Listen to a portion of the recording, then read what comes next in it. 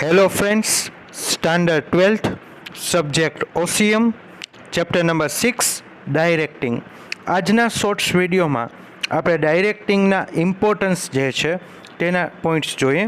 તો number 1 boost efficiency, number 2 performance assessment, number 3 motivates employee, number 4 effective planning, number 5 effective organisation, number 6 coordination and cooperation, number 7 function of control, number 8 increase enthusiasm, number 9 finding out of deviations.